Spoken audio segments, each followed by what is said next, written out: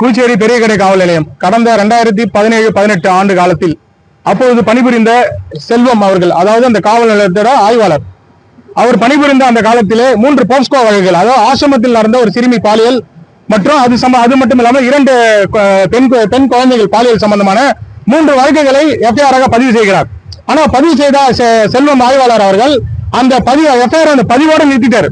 அந்த பதிவுக்கு அப்புறம் அந்த ரெக்கார்டை எஃப்ஐஆர் காப்பி கோர்ட்டுக்கு அனுப்பல. அது சம்பந்தம் எந்த ஒரு விசாரணை நடத்தல. அது அப்படியே எதிர்த்தரப்பிட்ட ஏதோ ஒரு அவருக்கான ஆதாயத்தை பெற்றுக்கொண்டு அவர் அந்த எஃப்ஐஆரை மூடி மறைச்சார் என்பது ஒரு காலத்துக்கு அப்புறம் செய்தி தெரிய வந்தது. என்னன்னா பாத்தீங்கன்னா அந்த ஸ்டேஷன்ல இருந்து செல்வம் அவர்கள் முடிஞ்சு வேற ஒரு ஸ்டேஷன் போயிட்டாரு. புதிதாக அந்த ஆய்வாளருக்கு அது சம்பந்தமா தெரியல. அப்பொழுது புதிதாக அந்த ஆய்வாளர் எல்வி செந்தில் அவர்கள் அந்த காவல் நிலையத்து ஆய்வாளராக வர இருக்கிறான் பசாருக்கு. அப்போது ஆசிரமத்தில் எதிர்த்தரப்பு நாங்க போஸ்கோ இந்த மாதிரி சிறுமி பாலியல் சம்பந்தமா வழக்கு போட்டிருந்தாங்க. சம்பந்தமா படுத்துற என்ன ஆக்ஷன் எங்களுக்கு தெரியல அப்படின்னு சொல்லி கேட்கும்போது அப்போ ஆய்வாளர் செந்தில்குமார் அவர்களுக்கு சம்பந்தமா ஒண்ணுமே தெரியல. ஏற்கனவே இருந்த ஆய்வாளர் செல்வம் மறைச்சிட்டு போயிட்டாரு. அதன் அடிப்படையில இது சம்பந்தமா பாதிக்கப்பட்ட அந்த நபர்கள் அன்னைக்கு இருந்த டிஜிபி அவர்களை டிஐஜியை சந்திச்சு புகார் கொடுக்குறாங்க. அப்போது அன்னைக்கு இருந்த டிஐஜி தலைமையில இது ஒரு என்கொயரி ஃபார்ம் பண்ணி என்கொயரி ரிப்போர்ட் கேட்கறாங்க. ரிப்போர்ட்ல 3 போஸ்கோ வழக்குகளை கிராண்ட் பசார் காவல் நிலையத்தில் இருந்த செல்வம் அவர்கள் மறுத்தது தெரிய வந்தது.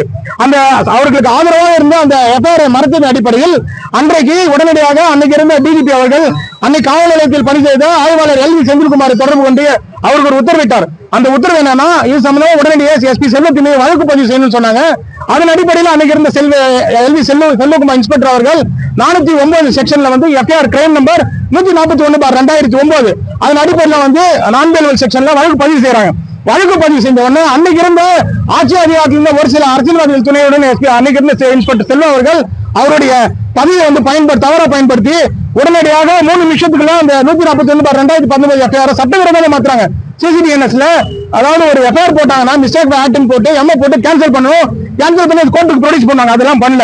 வித்தின் 3 மினிட்ல என்ன பண்றாங்கன்னா 141/2019 அதாவது ஆனந்த் அமுல் ராஜ்னு ஒருத்தர் இந்த ஐஎஃப்ஓ பினான்ஸ்ல ஒருத்தர் நடத்திட்டு இருக்காரு பாண்டிச்சேரியில சீட்டிங் கேஸ். அதே 409 வழக்கு குற்ற நம்பரு அதே எஃப்ஐஆர் நம்பர் 141/2019 அந்த எஃப்ஐஆர் அப்படியே 3 நிமிஷத்துல சட்டவிரோதமாக மாத்துறாங்க. மாத்தி அந்த வழக்கு இன்னைய வரைக்கும் 6 ஆண்டு காலம் கடந்தும் இன்று வரை குற்றப்பத்திரிகை தாக்கல் செய்து நீதிமன்றத்துக்கு அனுப்பாத சூழ்நிலையில இந்த வழக்கு சம்பந்தமா ஸ்டேட்டஸ் என்ன நீதிமன்றத்துக்கு போய் பார்த்தா இந்த வழக்கு டிஸ்போசனுக்கு அமையுது நீதிமன்ற போர்ட்டல்ல.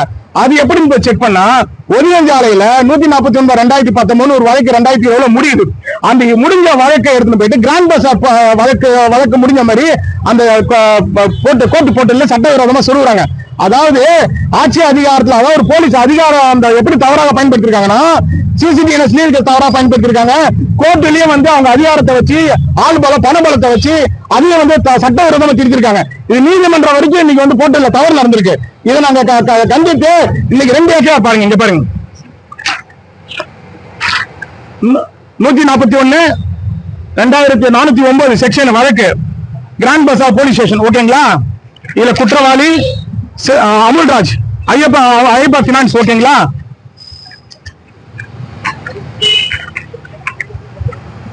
இன்னொரு பேரு 2வது எஃப்ஐஆர் 141/409 செக்ஷன் கிராண்ட் பசார் போலீஸ் ஸ்டேஷன்.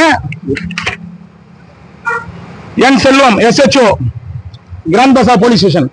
அக்யூஸா நான் பேலபிள் செக்ஷன் எஃப்ஐஆர் போட்ட ஒரு எஸ்பி மேல இந்த எஃப்ஐஆர் எந்த ஒரு மேலதிக அனுமதி வாங்காம எம்ஏ பண்ணி கோர்ட்டுக்கு அனுப்பாம சட்டவிரோதமாக ஒரு உயர் அதிகாரியை காப்பாத்துறதுக்கு ஒட்டுமொத்த போலீஸ் இன்னைக்கு அதாவது அதுல இன்னொரு விஷயம் என்னன்னா எல்வி செந்தில்குமார் டிஜிபி அவர் சொல்ற உத்தரவின் பேர்ல வழக்கு போடுறாரு எஸ்பி மேல. ஆனா அன்னைக்கு வேலை செஞ்ச முத்துக்குமார் என்ன பண்றாருன்னா, ஆனா எல்லா காவல்துறையுமே நெருக்கடி தான், மேல் அதிகாரிகள் நெருக்கடி, அரசியல்வாதிகள் நெருக்கடி. அவங்க என்ன பண்றாங்கன்னா இன்னைக்கு முத்துக்குமார் அந்த எஃப்ஐஆர் இல்லீகலா ஆல்டர் பண்றாரு. இன்னைக்கு அன்னைக்கு அரசியல்வாதியை சொன்னா இவங்க செஞ்சாங்க. இன்னைக்கு அந்த அரசியல்வாதி உங்களை காப்பாத்துவாங்களா? காப்பாற்ற முடியாது.